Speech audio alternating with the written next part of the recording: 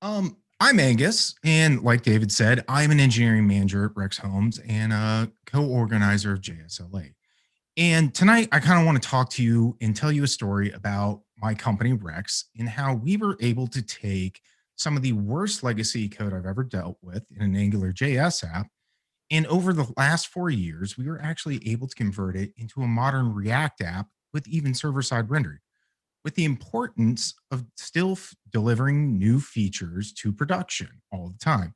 Because apparently, new features are important to a company if they want to make money.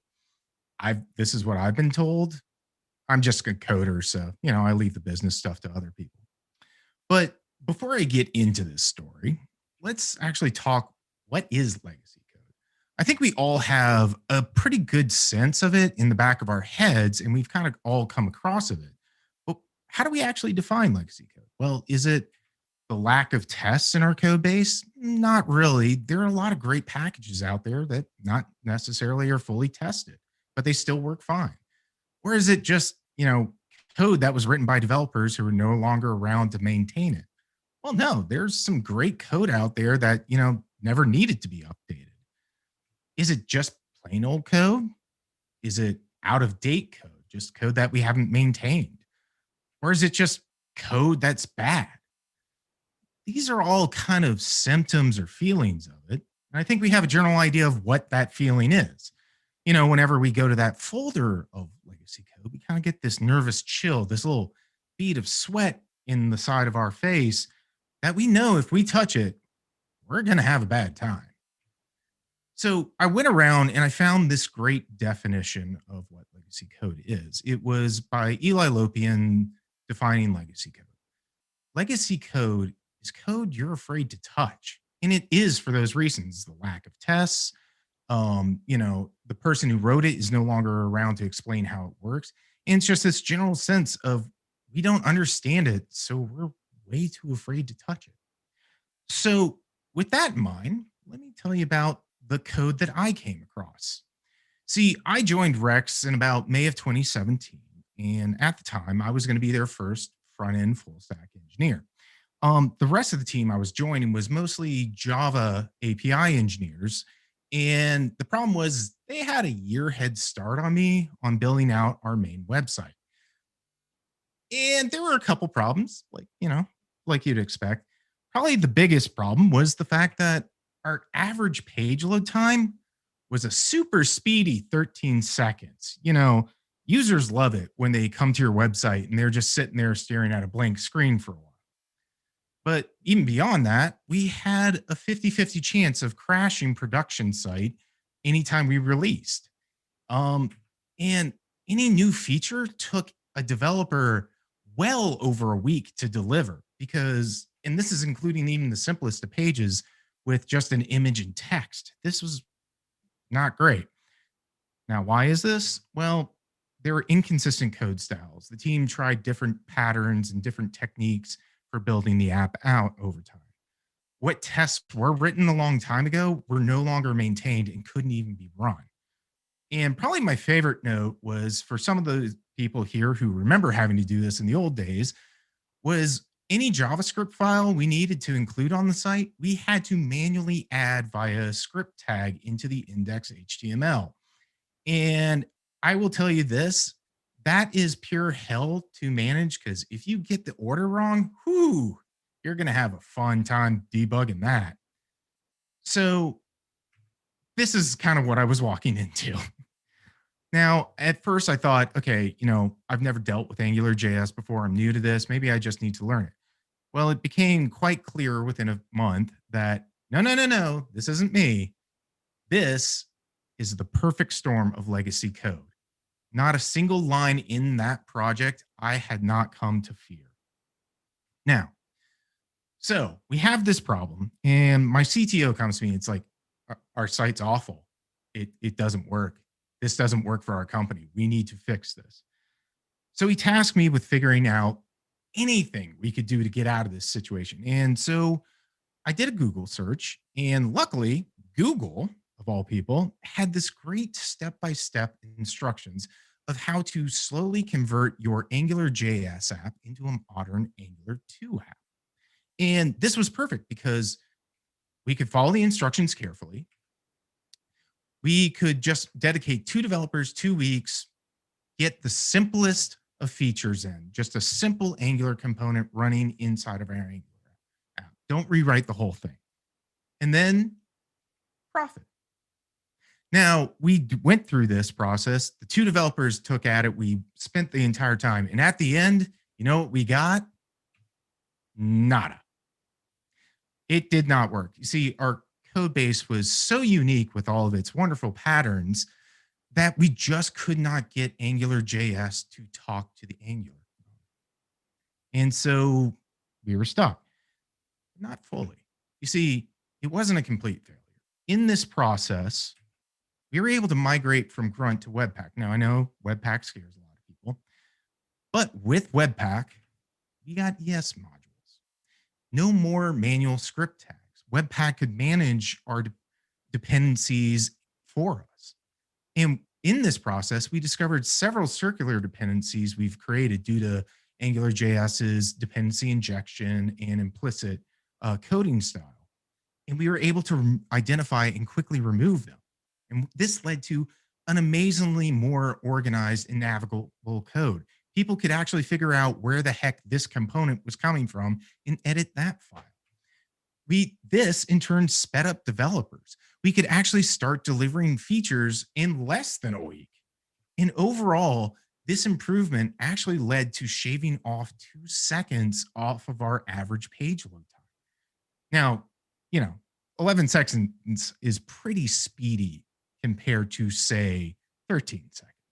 So I was pretty happy with this, but it wasn't quite killed off yet. We still had 11 seconds. We were still in this awful code base.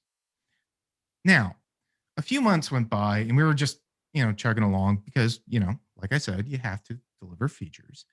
And my CTO comes back to me and he's like, hey, we're still in a bad code base and we still need to not be in a bad code base. Our site is awful still. Fix it. So we kind of sat down and powwowed and we were thinking about this. And it's like, all right. We tried to upgrade the existing code base. Why don't we maybe start fresh, see what we like? So we kind of came up with this new plan. 1, find a framework we like. We heard good things about React. It's the hip new little library out there that everybody's talking about. Let's see what that's all about. We're going to build something completely new and separate, like a completely separate React app. And we're just going to have the old app display the new app inside of it, a project we lovingly called putting the lime in the coconut. And with this, we're going to profit. Now, this went about the same way. You see, during the process, we were able to build a completely new React app and stuff, but we quickly discovered we were deploying to straight to EC2 boxes. There was no abstraction. And our deployment tools were basically set up to only deploy the one app we had. Our current infrastructure really didn't support 2 code bases on the same domain. We couldn't route the requests correctly. The lime was too big to fit in the coconut. And so it failed, but it wasn't a complete failure. See, we loved React and we wanted to go that way. We were like, this is an awesome library. We're going to figure this out. But more importantly, we kind of brought these problems to our DevOps team and they were like, yes, we need to figure this out. So they went off and ran off and kind of improved the overall infrastructure. And they gave us Kubernetes with Ingress. This way we could actually deploy multiple apps easily and actually control the routing to those apps. Now, side note, Kubernetes is not the solution for everyone, but it did work for us. And with this, we were actually able to start deploying our own microservices. The back-end team took it and just went running off with it. And even more importantly, we actually created tools for our developers to easily deploy and set all these configurations up instead of having to manually edit Kubernetes configurations and Helm. And so this was great learnings. And once they kind of came back, we were like, all right, 3rd time's the charm. We're gonna get it this time. But let's focus on our original problem. You see, we had very slow marketing pages, and these pages were just simple text, HTML, and a couple links, and a few pretty images. Apparently, pretty images are great for marketing. And so we're going to still build a new and separate app, but this time we're going to use Kubernetes and Ingress to route the requests. And while using React static generators, hopefully we'll profit. Now, I've kind of gone through this twice. I think you guys know the pattern here. How well do you think this worked? Well, this time it did, and it worked amazingly. See, with this new code base, we had a completely new, clean code base, and development was easy. All the code was easily figured out, navigable. And the best part, these pages were around 3 seconds of load time. So no more of this click and add, hit our site and just see a blank page. You immediately got this pretty awesome picture of a house with our text and our sign up button. This was amazing. And with these learnings and this success, we took it and we ran off with it. See, any new feature, we quickly migrated over the next 3 years. And this eventually led us to upgrading our statically generated pages into fully server rendered pages to handle some of our more dynamic content. And as of fall of 2020, we were able to delete the last line of that awful legacy code. So a lot of people look back at 2020 as one of the worst years of their lives. For me, there always be a little glint in my eye celebrating this moment. Seriously, no, it's the highlight of my career. You know, I have a lot of things to my name. This is the thing. But with this story, it sounds like an easy process and everything, but there are some lessons to be learned here, and it wasn't perfect the entire way. You see, we made choices along the way. Through this process, 3 year process, 4 year process, there were different design systems, either, style components, material UI. Even the designers changed out the complete look of our site. So this added, multiple versions of components. We were still figuring out some of React's more complicated things. Do we use hooks? Do we use classes? Do we use Redux? Do we use context instead? And of course, companies change plans. You might go down this business route and think these are the features you need, but you quickly learn, hey, this doesn't work. Time to switch. We're going to start on these instead.